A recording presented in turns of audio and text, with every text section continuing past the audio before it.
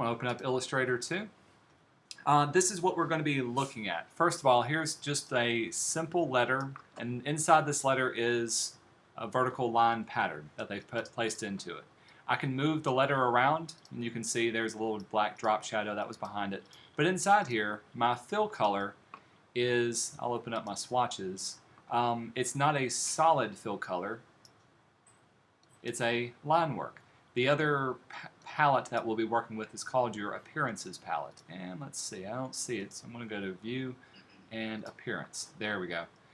I'm going to show you how you can have more than one fill inside of an object, and this will come in handy really well. But if I look at your fill color over here, you can see the fill is this nice little vertical striped pattern that we're working with. So somewhere in your design, you need to have at least one letter or a word that has this pattern inside of it. Okay?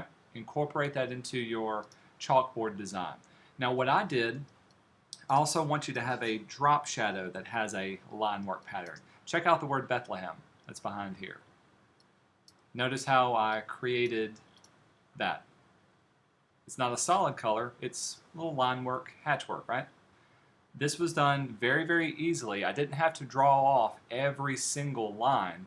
I created a pattern, in this case I have it off to the side, that looks like this, and I copied and I pasted that pattern into the outline of the word Bethlehem. I can actually move this over, and I'll show you what it looks like. Here it is, just kind of moved off to the side. So all I did was take the word Bethlehem and apply that patchwork pattern to it. So it's a little bit more advanced than just a solid color.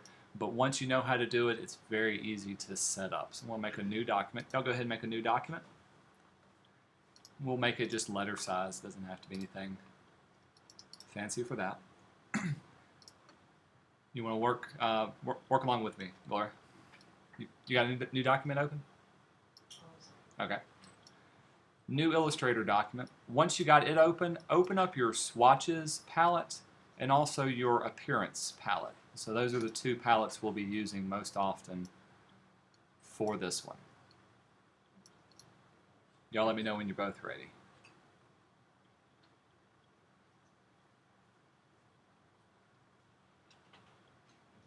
Swatches palette and Appearance palette are what we're going to be using.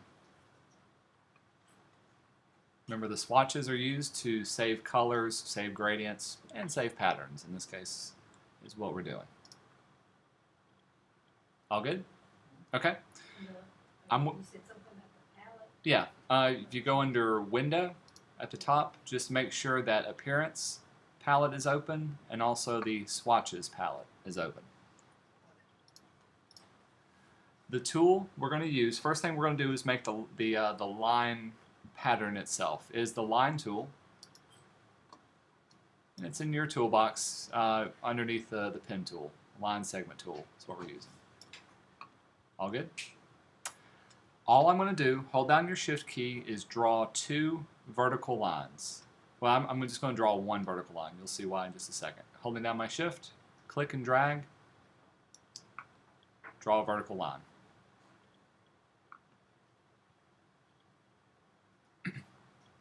All good? Shift, just Shift, click and drag so it's a vertical line. Mm-hmm.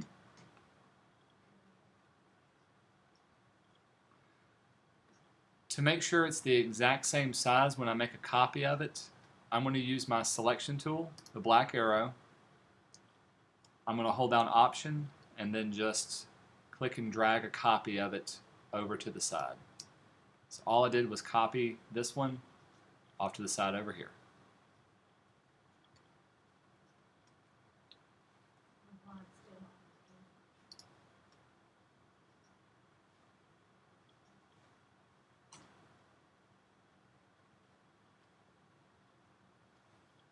Got the two lines? Nice. Right. Yeah.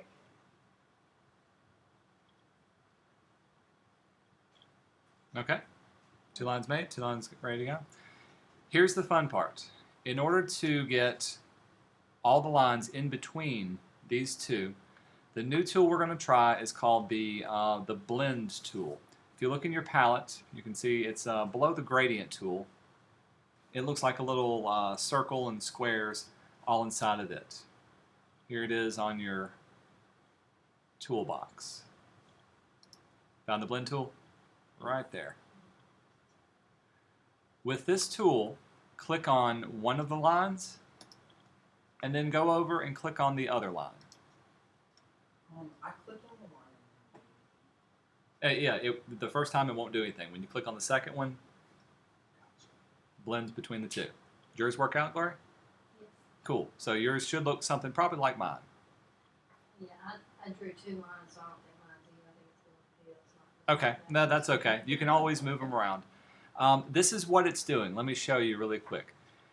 So I'm going to use my direct selection tool. It's drawing lines in between one and the other one. So as I move it around, you can see it's going to connect. It's blending from one line to the other line. So if I wanted to make sure, it goes all the way across, of course I can move it over that way. Here's what I want you to do. With it selected, so I've got my object that we just created selected, double click on the blend tool.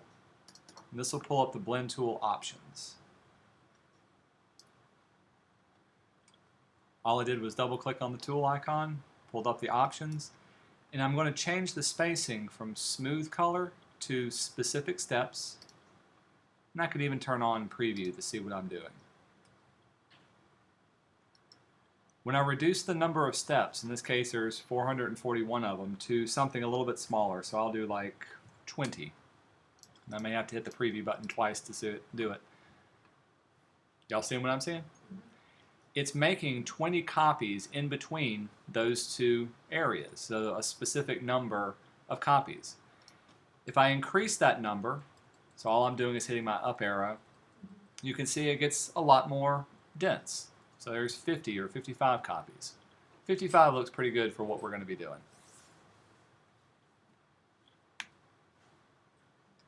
All of this is in the blend options palette box.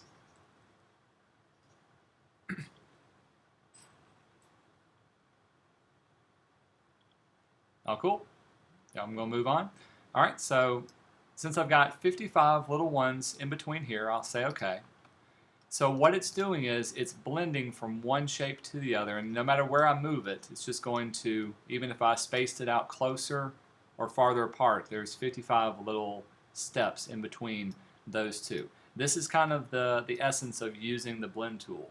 Now if I was to shorten one of these, you can see it'll get shorter. It'll actually blend all the way down. If I had a curved line, it would go from a straight line to a curved line. So it's blending between two different objects as I'm working with it. That's the fun thing about using that particular tool to work with.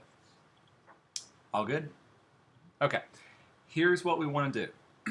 I'm going to save this now as a swatch that I'm working with. So select that little group of lines. Make sure you got your swatches palette open, and I'm going to click on that group and drag it into my swatches. And if you look carefully at my cursor, I've got a little plus sign on it. So when I let go, I now have a swatch inside of, or a pattern inside my swatches palette.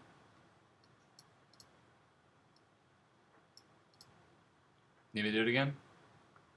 Think you got it? You're going to select your object and then click on, probably have to click on the edge, and drag it into your swatches palette.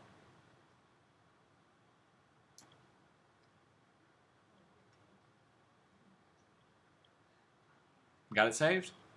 All cool, very good. Let's do one more thing. Grab your direct selection tool, white arrow. Let's make this a slanted pattern. To do this, all I'm going to do is select maybe this top edge and then just drag it over till it's slanted. I'll do the same thing for the left edge. So all I did was drag the top edges over until they're at an angle.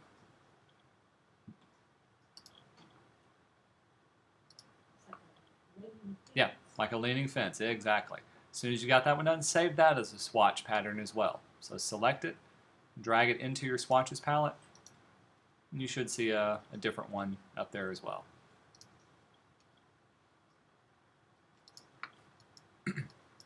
All good?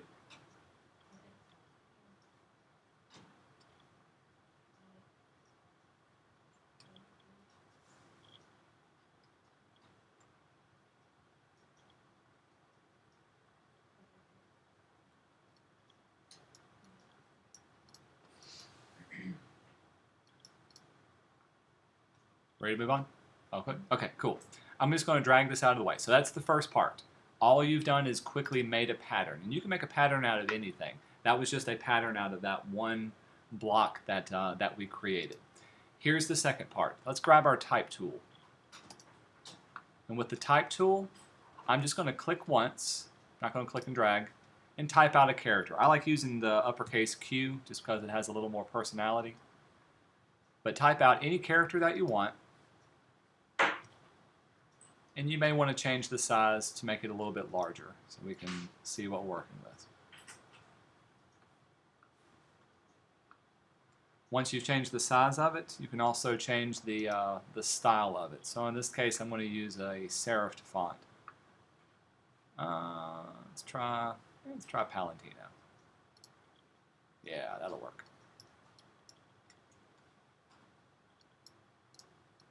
Okay, everybody got one character typed out by itself? All good? Now, right now in Illustrator, as I'm typing, Illustrator is treating this as text. So if I wanted to, I can go back and I can add more text to it. I can keep on typing, or I can move it around, or I can change the font that I'm working with. However, all text is just a vector drawing. So what I want to be able to see is I want to expand this into, or excuse me, away from being a type object into a drawn object, an actual vector object. To do this, you can go, with it selected, go up to Type, and go down to Create Outlines. Type and Create Outlines, and it will expand it into, now you should be able to see all the little vector points. I'll zoom in so you can see a little bit better. All the vector points around whatever letter that you had. Works for yours? Perfect. What would be an advantage of doing this? Why do you want to expand type? So you can, actually see all the lines. Okay, but what's the advantage of that? Why? Are you talking about like on a project? On a project or anything? To emphasize No. or, Why would I want to see all the vectors? Oh, so you can change like the font? manipulate it. You can manipulate it. Now, with all the vectors, I can change it around. I can make it look like this. I can tweak small little things with it that you couldn't do with regular type. So that's one main advantage. You can tweak it or change the vectors. The second main thing, this is a really important thing once you start working with other printers. If you send work to a printer and they don't have your font, they won't be able to open it. It'll mess up. If you outline it like we did, they'll be able to open it because it's just a drawing. It just becomes a vector point. This is a common thing for t-shirt designs. You send them a t-shirt, it's done in vector, but they can't open up your design because it's different. So outlining it, or sometimes they'll ask you to outline your text, that's all you're doing. You're selecting your text, you're going to type and create outlines to do that. Okay? So that's the first thing that we're doing. We've created outlines for this type. Now let's bring it together. What I want to do is I want to place my, my pattern that I have as the fill color for this, this particular letter. So I've got it selected. Notice my fill color is black. I'm going to select my pattern now, and this is what it looks like. Pretty cool. Now, there are some small problems with this. I didn't have it perfect, and if you look at it closely, you can see exactly what it is. What do you see as a problem, particularly on mine? Oh, it's the top part is offset. It's offset. Why is it offset? Why did it do that? because it's not like the lines. It's like repeating it. Exactly, it's repeating it. Tell you what, I'm going to drag off the pattern and show you exactly what it's doing. So right now, here's my pattern, and the pattern is all the way down here. And when it repeated it, I'm going to copy it up to here. The repeating pattern was off by a little bit, so it's making a copy of it inside of there. So sometimes I do know a way of fixing it. Yes, there. If this happens to you, there is a way of fixing it. Here's what you got to do, and it's kind of tricky, but I'll show you what to look for. If I move this around, notice that my pattern is moving with me. So as I move it, the pattern stays in the same spot. I'm going to double click on my scale tool and bring up the scale options. One of the options is to transform the pattern. What that means is if I was to select this object and scale it down, the pattern will also scale with it. If I uncheck that, open up my options again, and say OK, now watch what happens when I scale down my cube. Did the line work get smaller? It didn't fix it. The line work stayed exactly the same size. So I unchecked it. What you can do now is just move your cue down into an area where it's no longer visible. That's how you fix that particular problem. And then you go and like turn it off. Turn it back on, exactly. So double click your scale, turn on transform. Now wherever I move it, it'll stay exactly the same. All cool? Very, very good. Very easy fix for creating that. So there's my cue and how my cue looks with that little line pattern inside of it. You can make several different line patterns. I can make it more closer together. I can have more lines, or I can have them at different angles. All of this is exactly, it's up to you as far as the designer, how you want your line pattern to look for your design. Another thing to remember is if you've got a black background, of course you can't have a black line pattern, you've got to make it out of white lines. So whatever color it is needs to maintain the same thing again. Here's the second thing. So what I want ours to look like is to have an outline and a drop shadow in front of it. And this is just to kind of show you how to think with this particular design. So here's the next thing. With my objects selected, I'm going to open up my appearances palette. So open up your appearances and it should look something like this. It should say group and there's contents inside of it. I can double click the word group, double click the word contents. And what does yours show? Does it say a stroke and a fill, compound path? Cool. So it's showing me what my stroke color is. In this case, it's none. It's showing me what my fill color is. In this case, it's that pattern that I've created. What I want to do, let's give it an orange background. So I want it to be orange with the fill stroke inside of it. Click on the word fill, and at the very bottom, click on create or duplicate selected item. So it's like creating a new one. And so now I have two different fills inside of my object. Follow along? Got it? So on top one is my pattern. Click on the second fill color. And with this one, we'll select a different color. In this case, I wanted it to be orange. So now I've got orange underneath it. Is yours working out?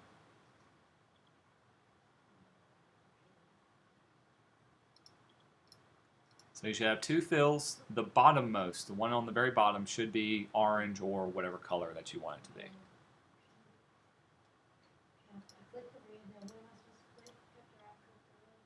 After you click the red. Oh, well, I mean, you don't have to do anything. As long as it's color or behind the fill pattern that you have. Has yours got a fill pattern behind it?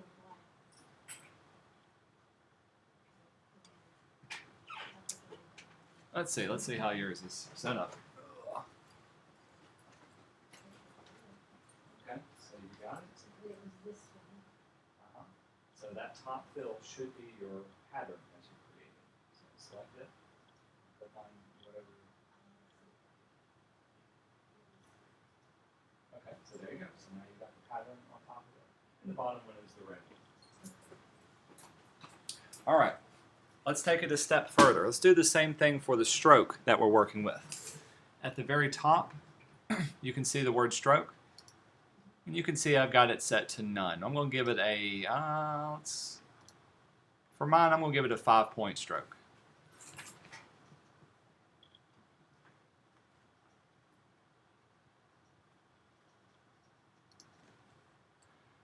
Now what happens if I keep making my stroke a lot bigger?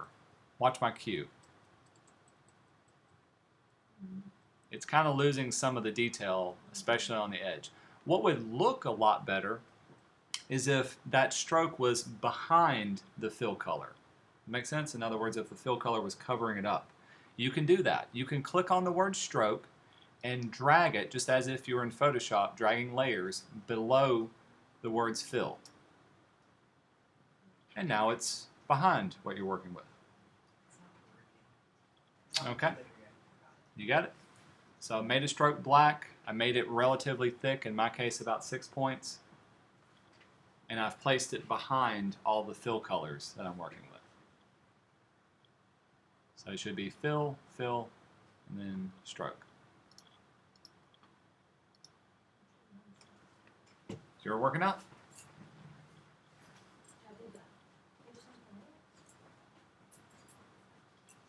Okay. On this out, right there, you drag down. There you go, keep going, keep going. Right there. Now it's behind.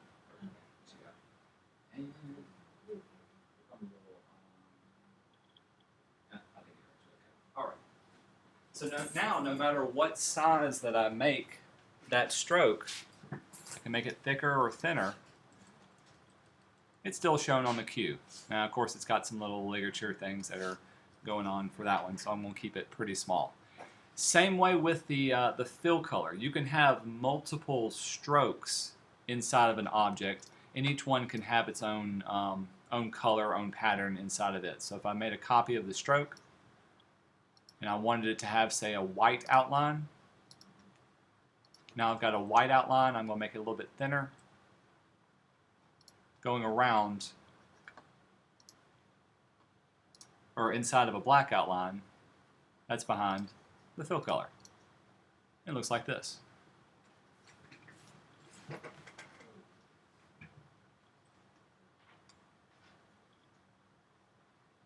All cool? You all's working? All right. Here's the next fun thing that you can do with it. To give it kind of a drop shadow. Keep in mind, this is all one object. I don't have several different objects stacked on top of each other. It's all the same thing. It's all inside of the contents, the appearance of that object. So if I was to create it again or to modify it, I can even click on any one of these points and change it. The entire thing changes itself. All cool? All right, last thing. We're going to add a drop shadow to it. So I've got it selected. I'm going to go to Edit and Copy. I'm going to go to Edit and Paste in Place. Or it's going to paste it in the same spot as it is. All right. With it selected, we're going to turn everything solid black. So we need to open up the contents in the appearance palette. If you want, you can get rid of the fill colors, or you can just change them all to a solid black.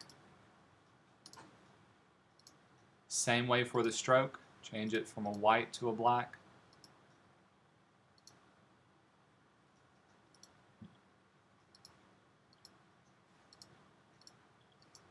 Everybody still with me? Now we need to send it behind the object that we have. How do we do that? No, more than drag it. The arrangement. How do I... Object, arrange, send it backwards, or send to the back. Now, we don't even have to drag it. I'm just going to use my arrow keys and nudge it down and to the right or to the left. Congratulations, you've now got a fancy looking cue or a fancy looking letter to work from. Okay, if it disappeared, you can go back to window. Very top. And choose there. So yours worked out. Hey, perfect. Exactly what we needed to do. Cool.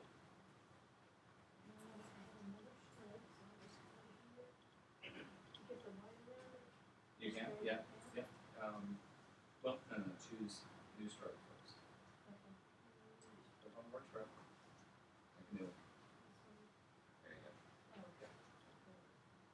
All right, so that's the exercise for today. We stepped through the whole thing together. Wanted to make sure that you get it because I've taught you several different things. First of all, it's making the pattern, saving it into your swatches, making an outline of your letter, applying the pattern into it, and then adjusting it using the appearances palette. As soon as you're done, you can save that as an Illustrator file, and you can upload that to Moodle. And that's it. That's all that we were going to work on for today. Let me see whatever design that you have set up, and I'll give you my critique for it.